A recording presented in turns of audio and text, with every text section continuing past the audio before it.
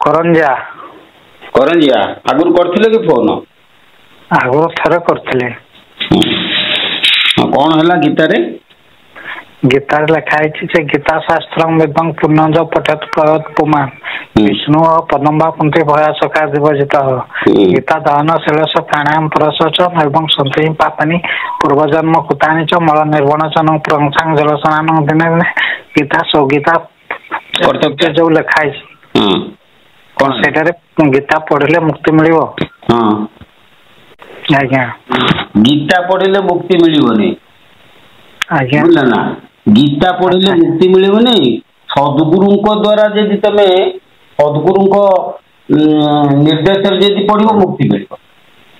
କେମିତି ଗୀତା ପଢିଲେ ସମସ୍ତେ ଗୀତା ପଢିଦେବେ ସମସ୍ତେ ତ ମୁକ୍ତି ପାଇଯିବେ କଣ? ବୁଝିଲେ ନା?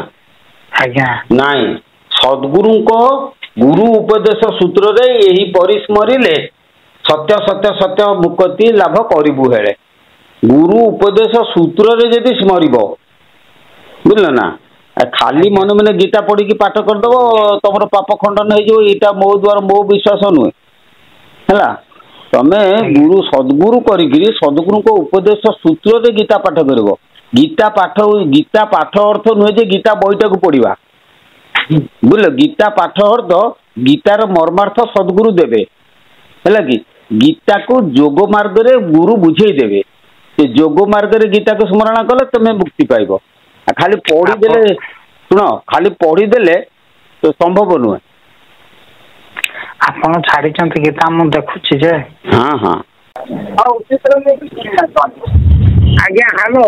ହଁ କୁହନ୍ତୁ। ମହାପୁରୁଷ ମାନେ ଲେଖିଛନ୍ତି ଆମେ ପଢୁଛେ। ହଁ ଆଚ୍ଛା, ଅଣାକ୍ଷର ହଁ ଏକାକ୍ଷର କଣ? ହଁ ସେଇଟା ଆମ ଏପିସୋଡ ଆପଣ ଦେଖୁଛନ୍ତି ନା? ଆମର ଯୋଉ ଏପିସୋଡ ଟା ଦେଖୁଛନ୍ତି ନା, ପୂର୍ବ କଥା ଗୁଡାକ ସବୁ ଭିଡିଓ। ଆପଣ କହୁନାହାନ୍ତି ମୁଁ ବୁଝି ଶୁଣିବିନି। ନା ନା, ମୋ କଥା ଟିକେ ଶୁଣନ୍ତୁ। ମୁଁ ଅଣାକ୍ଷର ଏକାକ୍ଷରର ତତ୍ତ୍ୱ ଡିଟେଲ ଭାବରେ ଆମ ଅକଳ ଜ୍ୟୋତି ଚ୍ୟାନେଲରେ ଛାଡିଛି।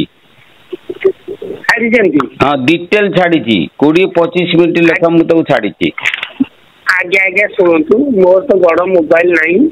ତେବେ ମତେ ଇଏ ପୁଅ ଜଣ କହିଲେ, ଆଜ୍ଞା ଟିକେ ସେ କଥା ଆପଣ ଯାଇ ମତେ କହିଦିଅନ୍ତୁ, ମତେ ବହୁତ ଖୁସି ଲାଗନ୍ତା। ମୁଁ ତ କହିବି ନିଶ୍ଚୟ। ଶୁଣନ୍ତୁ, ମୁଁ ତ କହିବି ନିଶ୍ଚୟ। ମୋର କହିବା କଥା କଣ କି, ଆପଣ ଯେତେ ଲୋକ ଯେତେ ଥର ପଚାରିବେ କହିବା ଶୈଳୀଟା ସେତେ ଥର ବଦଳିଯିବ। ଆଉ ଏକା ହବ କି? ହବ ନାଇଁ। ତେଣୁ ମୋର କହିବା କଥା, ଏପିସୋଡରେ ଯୋଉ ଭାବରେ ମୁଁ କହିଛି ଆଜି ତ କହିବି ନିଶ୍ଚୟ, କିନ୍ତୁ ସେଇ ଭାବଟା ଟିକେ ଆଉ ଥରେ ଦେଖିଦେବେ କେତେବେଳେ। ବୁଝିଲେ ନା? ଆଜ୍ଞା କିଛି ଅସୁବିଧା ନାହିଁ, ଆପଣ କୁହନ୍ତୁ। ମୁଁ ଶୁଣିକି ବହୁତ ଖୁସି। ଅଣାକ୍ଷର କହିଲେ ବୁଝିଲେ କି? 9 ଅକ୍ଷର ଅଣାକ୍ଷର। ଆଚ୍ଛା, ଅଣାକ୍ଷର ଏକାକ୍ଷର କହିଲେ ଗୋଟିଏ ଅକ୍ଷରକୁ ଏକାକ୍ଷର କୁହାଯାଏ। ଆଚ୍ଛା, ଅଣାକ୍ଷର ଆମର ଅଣାକ୍ଷରର ସୃଷ୍ଟିକର୍ତ୍ତା ହଉଛନ୍ତି ମହାପୁରୁଷ ଅଚ୍ୟୁତାନନ୍ଦ ଦାସ। ଆଜ୍ଞା, ସିଏ ହଉଛନ୍ତି ଜଣେ ବଡ ବୈଜ୍ଞାନିକ। ସେ ବିଜ୍ଞାନ ଦୃଷ୍ଟିକୋଣରେ ଅଣାକ୍ଷର ସୃଷ୍ଟି କରିଛନ୍ତି। ଆଚ୍ଛା, ଆମର ଅଣାକ୍ଷରର ସ୍ଥାନଟା ଆମର ସେ ଆଉ ଗୋଟେ ଅଛି ଯନ୍ତ୍ର, ତା ନାଁ ହେଲା ଶୂନ୍ୟ ଯନ୍ତ୍ର। ଜାଣିଛନ୍ତି କି ଆପଣ? ନାଇଁ ଜାଣିନି, ଆପଣ କହୁନାହାନ୍ତି। ମୁଁ କହିଲେ କେମିତି ଆପଣ ବୁଝିବେ କହୁନାହାନ୍ତି? ଆପଣ ଶୂନ୍ୟ ଯନ୍ତ୍ର ଜାଣିନାହାନ୍ତି? ଶୂନ୍ୟ ଯନ୍ତ୍ରରେ 6ଟା ଚକ୍ର ରହିଛି। ମୁଁ କହିଦେମି ଆପଣ ଶୁଣିଯିବେ, କିନ୍ତୁ ମୋଟେ ଆପଣ ବୁଝିପାରିବେନି। ତାର କାରଣ ହଉଛି କଣ? ଆପଣ ଗୁରୁ କରିଛନ୍ତି ନା? ଆଜ୍ଞା, ଗୁରୁ କିଏ ସେ ଆପଣଙ୍କର? ଆମର ଗୁରୁ ପଞ୍ଚଶାଖାର ଶିଶୁ ଅନନ୍ତ ସମ୍ପ୍ରଦାୟ ଦୀକ୍ଷିତ। ବାସ୍, ଯଦି ଗୁରୁ କରୁଛନ୍ତି ମୋ କଥା ଟିକେ ଶୁଣନ୍ତୁ। ଯେ ଅଣାକ୍ଷର କହିଲେ ଯେ ଓଙ୍କାରର ପ୍ରତିରୂପକୁ ଅଣାକ୍ଷର କହିବା। ଓଙ୍କାର ହଉଛି 6 ମାତ୍ରା। ଯୋଉ 6 ମାତ୍ରା ହେଲା ଓଙ୍କାର, ତାରକ, ଦଣ୍ଡକ, କୁଣ୍ଡଳୀ, ଅର୍ଦ୍ଧକ, ବିନ୍ଦୁ। ବୁଝିଲେ? ଇଏ ହେଲେ 5, ଆଉ ଓଙ୍କାରର ଗୁପ୍ତ ବୀଜ ରହିଲା ଗୋଟିଏ, ହେଲା 6। ଏଇ ଯୋଉ 6 ମାତ୍ରାଟା ଅଣାକ୍ଷରର ହଉଛି 6 ମାତ୍ରାର ମାନେ ପ୍ରତିରୂପଟା ହଉଛି ଅଣାକ୍ଷର। ଯିଏ ଓଙ୍କାର କେତେ ମାତ୍ରା ଦେବେ? ଆଜ୍ଞା, ନାଇଁ ଅଣାକ୍ଷର ଦେବେ କେତେ ମାତ୍ରା?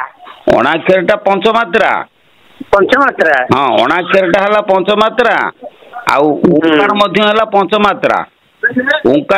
ओंकार पंचमात्रा हूँ किए ना तारक दंडक कुंडली अर्धक बिंदु ये पंचमात्राटा अणाक्षर मध्य पंचमात्रा। कारण कौन जे ओंकार आउ अणाक्षर ये स्थान भेद रही मात्रा गुड़िक हूँ भिन्न भिन्न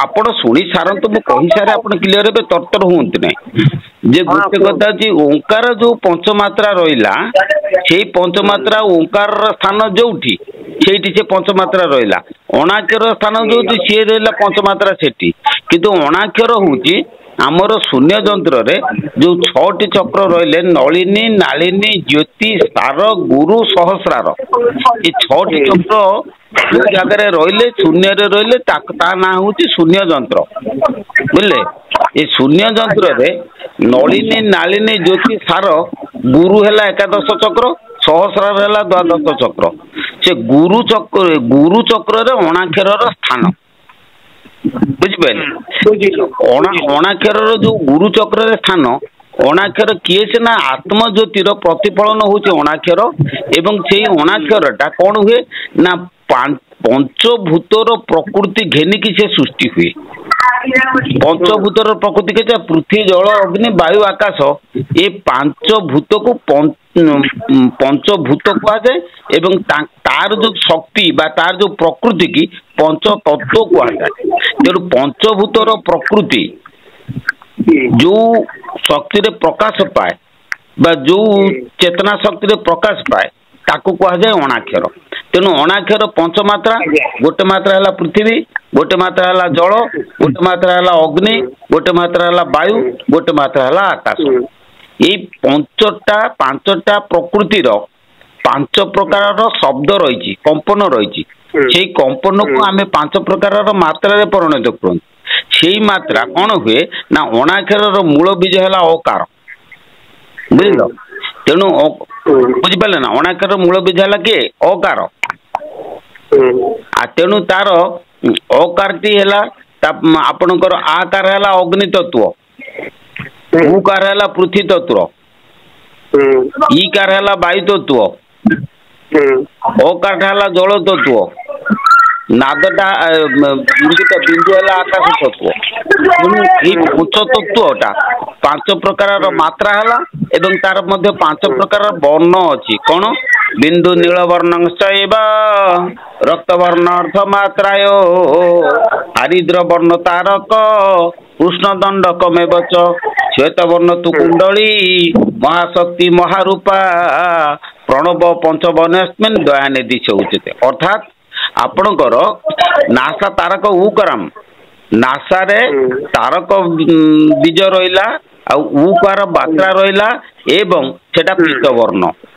आपण जदि कहउचंदी शिशु अनुत पंचसखार बोलिकी आपण सप्त पंचात्मिक बसाण देखंतु होला मुख कुंडली आकार मुख रे हला कुंडली सेटा आकार एवं सेटा होची श्वेतवर्ण बुझले कि नासा तारका मुख कुंडली चक्षु दंडक एकार चक्षु है दंडक एकार कृष्ण वर्ण बुझले कि कर्ण अर्धक ईकार कर्ण है अर्धक ईकार एवं एटा होची रक्त वर्ण बेला बुझले ना। अच्छा मस्तक बिंदु अंकार अंकार बिंदु एवं नीलवर्ण।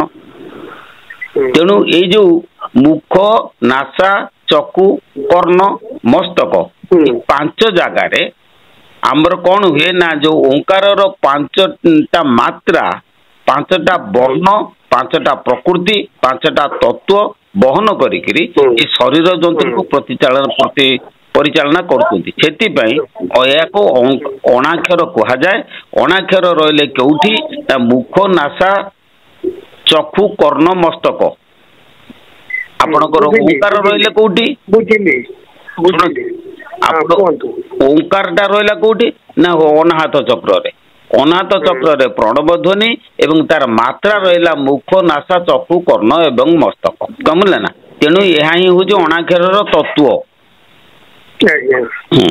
आउ कौन कहतु ना ଆପଣ ମାନେ ଆମର 6ଟା ଚକ୍ର ବୋଲିକିରି ଆପଣ କହିଲେ ନା 12 ଚକ୍ର? ହଁ ଆଜ୍ଞା ହଁ କହୁନା। ନାଇଁ 12 ଚକ୍ର ନା 6 ଚକ୍ର? ନା ନା ଆପଣ ବୁଝିପାରିଲେ ନା, ଆପଣ ତ ମତେ ଜାଣିନାହାନ୍ତି, ମତେ ଖାଲି ପଚାରୁଛନ୍ତି ନା।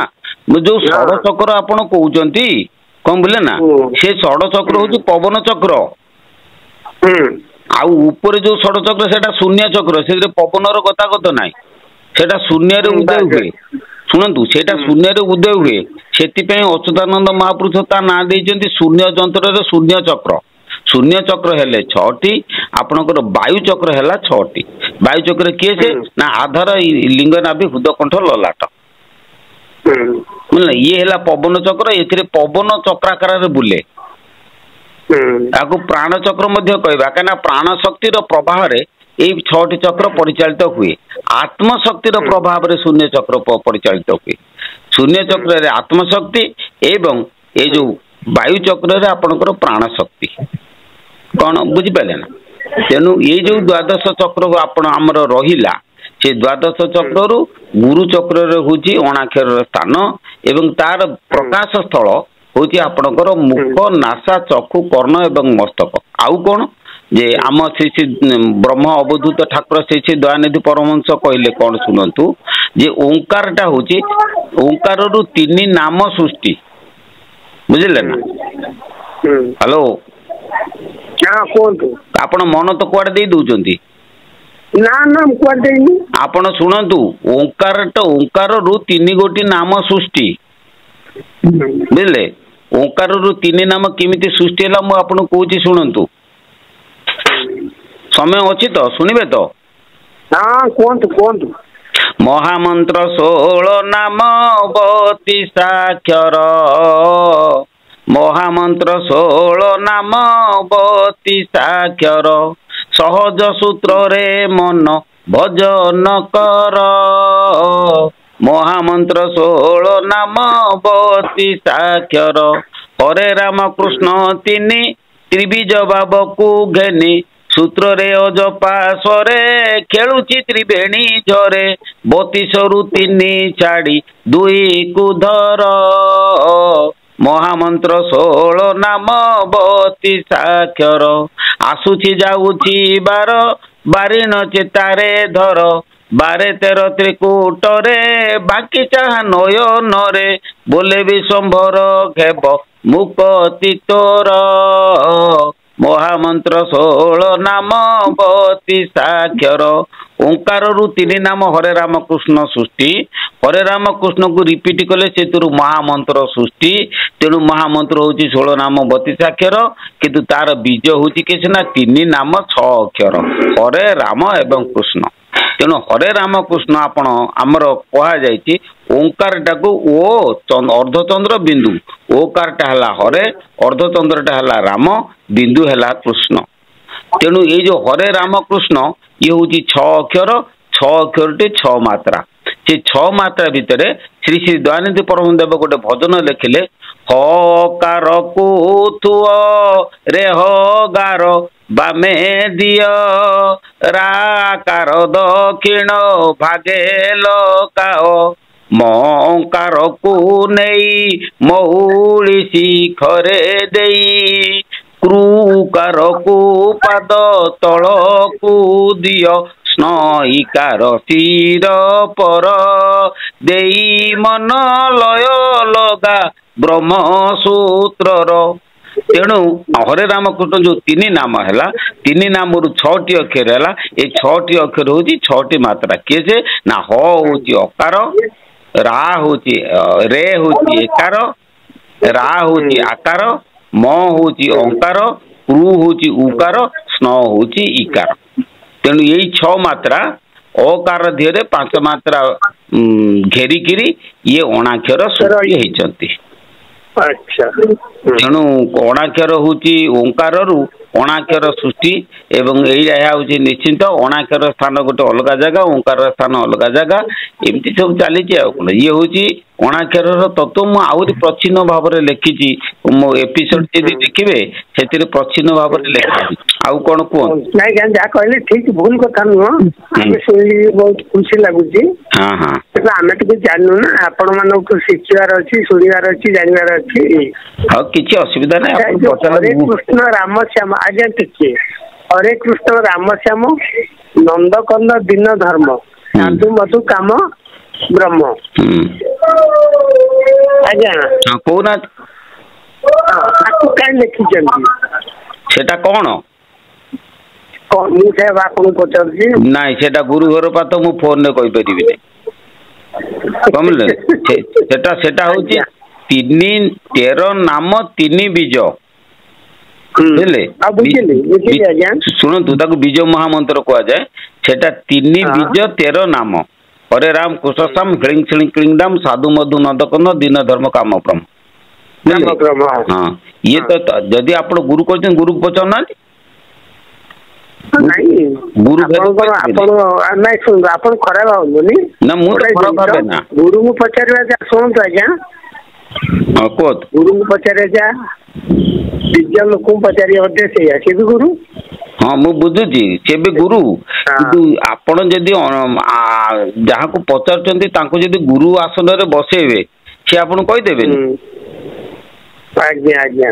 ତେଣୁ ଆପଣଙ୍କୁ ତ ମୁଁ ଚିହ୍ନି ନାହିଁ, ଜାଣି ନାହିଁ, ଦେଖି ନାହିଁ।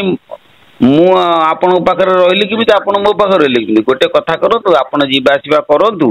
ମିଶୁ ମିଶୁ ମିଶ୍ର ଆପଣ ବାରମ୍ବାର ଯିବା ଆସିବା କରିସାରିଲା ପରେ ଯେତେବେଳେ ଆମେ ଅନୁଭବ କରିମୁ ଯେ ହଁ ଆପଣ ଜିନିଷଟାକୁ ରଖିପାରିବେ, ଆପଣଙ୍କ ଘରେ ଗୋଟେ ସୁନା ଅଛି, ତାକୁ କ'ଣ ସମସ୍ତଙ୍କୁ କହିଦେବେ ନା? ଯିଏ ସେ କଥାକୁ ରଖିପାରିବ ତାକୁ କହିବେ। ଠିକ ସେଇଭଳି ଆପଣ ଯିବା ଆସିବା କରନ୍ତୁ, ଯଦି ସୁନାଟାକୁ ରଖିପାରିବେ ଆମେ କହିଦେବୁ। ତେଣୁ ସମ୍ପର୍କ ନହେଲା ପର୍ଯ୍ୟନ୍ତ କଣ ଜିନିଷ କୁହାହବ, କହିହବନି। ଏଇ ହଉଛି କଥା। ଠିକ ପୂର୍ବ ଅର୍ଜିତ କର୍ମ ଫଳେ ଯାକି ମୁଁ ଦେଉଥାଏ ବଳେ ସେ ବାସ୍ ବାସ୍ ଭଗବାନଙ୍କ ମାର ଆଶୀର୍ବାଦ ଯାହା ତବ ତା ହିଁ ହଉଛି ହବ। ହଁ ହଁ ମହାପୁରୁଷ ଯୋଉଗୁଡା ଲେଖିଛନ୍ତି ଠାର ମାରିକିରି ତାକୁ ଟିକେ ବୁଝିବାର ଅଛି। ସେ ତ ଖୋଲି ନାହାନ୍ତି ନା। ତାକୁ ବୁଝିବା ପାଇଁ ସେଇଭଳି ପ୍ରକାରର ମସ୍ତିଷ୍କ ଦରକାର, ସେଇଭଳି ପ୍ରକାରର ଚିନ୍ତାଧାରା ଦରକାର, କଲେ ହବ।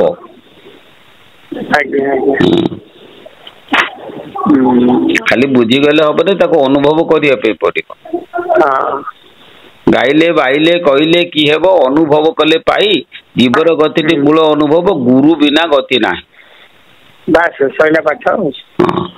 ଗୁରୁ ତେଣୁ ଗୁରୁ କହିଦେଲେ ସେଗୁଡା ସବୁ ଗୁରୁ ସୂତ୍ର ସ୍ମରଣ କରିକି ଆଗେ ଆମେ ଆସନରେ ମନକୁ ସ୍ଥିର କର, ଅନୁଭବଟା ବଳେ ବେଳେ ଭିତରୁ ଆସିବ, କାହାକୁ ପଚାରିବା ପାଇଁ ପଡିବନି। ବୁଝିଲେ ନା? ହୃଦୟ ମଧ୍ୟ ପକ୍ଷପାତ, ମନ୍ଦିର ଖାଲି ବୈଦ୍ୟନାଥ। ଭିତରେ ଅଛି, ନିଜ ହୃଦୟକୁ ଅନୁସରଣ କରନ୍ତୁ, ପାଇଯିବେ। ଚିତ୍ତ ଶୋଧନ ହେଇଯାଉ, ଚିତ୍ତ ଶୁଦ୍ଧି ହଉ। ଚିତ୍ତ ଶୁଦ୍ଧି ନହେଲେ କିଛି ହେଇପାରିବନି। ଆଉ ମନ ଭିତରୁ ପ୍ରଥମେ ଆଗେ ଅହଙ୍କାର ଦୂର କର। ଅହଙ୍କାର ଅହଂ ଭାବ ମୁଁ ଜାଣିଛି, ବୁଝିଲେ କି? ଯାହାକୁ ପଚାରିବେ ତଦ୍ବିଧି ପ୍ରଣିପାତେନ ପରିପ୍ରଶ୍ନେନ ସେବୟା ଉପଦେଖନ୍ତି ଜ୍ଞାନଂ ଜ୍ଞାନୀନ ତତ୍ତ୍ୱ ଦର୍ଶନ। ତେଣୁ ତା ଅର୍ଥ କଣ? ଭାଗବତରେ ଶୁକ ଚରଣ ତଳେ ପଡି କହେ ପରୀକ୍ଷ କର ଯୋଡି। ବୁଝିଲେ ନା? ତମକୁ ମୁଁ ଚିହ୍ନି ନାହିଁ, ଜାଣିନି, ତମେ କଣ ପଚାରୁଛ, ତମର କଣ ଅଛି କଣ ନାହିଁ, ମୁଁ କେମିତି ମୁଁ କଣ କହିବି? ଏଇ ପଚାରିଲା ପଦେ ମୁଁ ତମକୁ କହିଦେଲି ସଇଲା କାମ। ଯଦି ପ୍ରକୃତ ତମେ ଜାଣିବା ପାଇଁ ଚାହୁଁଛ, ତମର ଯଦି ଧୀର ନମ୍ର ଭାବ ଅଛି, ଅହଙ୍କାରକୁ ଫୋପାଡ଼ି ଦିଅ, ଫୋପାଡ଼ି ଦେଇକି ମୋ ପାଖକୁ ଆସ, ଏଠି ବସ। ବସି ସାରିଲା ପରେ ତମକୁ ଡିଟେଲ ସବୁ କଥା ଗୁଡାକ କୁହାଯିବ। ଆଉ ଏମିତି ବହୁତ କଥା ଅଛି, ଗୁରୁ ଘର ପାଠ ଫୋନରେ କଣ କହି ହୁଏ? ସେଗୁଡା କଣ କହିହବ? ବାସ୍, ତେଣୁ ଆସିଲେ ପାଖକୁ ଯାହା ହଉ। ମାର ଆଶୀର୍ବାଦ ଥାଏ, ନିଶ୍ଚୟ ଯାଇକି ଦେଖା କରିବା ଆଉ। ମାର ଆଶୀର୍ବାଦ ନା ବାପାଙ୍କର ଆଶୀର୍ବାଦ? ମାତୃ ସାଧକ ଯିଏ ତାଙ୍କର ମୋକ୍ଷ ଗତି ନାହିଁ, ବୁଝିଲ? ମାର ଆଶୀର୍ବାଦ ଥିଲେ ମା କଣ ତମକୁ ମୋକ୍ଷ ଗତି ଦେଇପାରିବ? କୌଣସି ମାର ତାକତ ନାହିଁ ସେ ତମକୁ ମୁକ୍ତି ମାର୍ଗକୁ ନବ। ଏତିକି ମନେ ରଖ। ମା ଟା ତମକୁ ପ୍ରବୃତ୍ତି ମାର୍ଗରେ ଭ୍ରମେଇବ, ନିବୃତ୍ତି ମାର୍ଗକୁ ନବନି। ମା କଣ 3 ଥର କହୁଛ? ସେଇ ଯୋଉ ମାର୍ଗରେ ତମେ ଯାଇଛ ସେ ମାର୍ଗ ଭୁଲ। ତମେ ଯୋଉ କହୁଛ ପଞ୍ଚସଖା ଯାଇଛ, ପଞ୍ଚସଖାରେ ଯଦି ମାତୃଶକ୍ତି ମାର୍ଗକୁ ଧରିଥିବ ସେ ମାର୍ଗଟା ପୁରା ଭୁଲ। ଏଟା ବିଶ୍ୱମ୍ବର କହୁଛି। ଭୁଲ ହଉଛି। ହଉ ନିଜକୁ ନିଜ ପଚାର।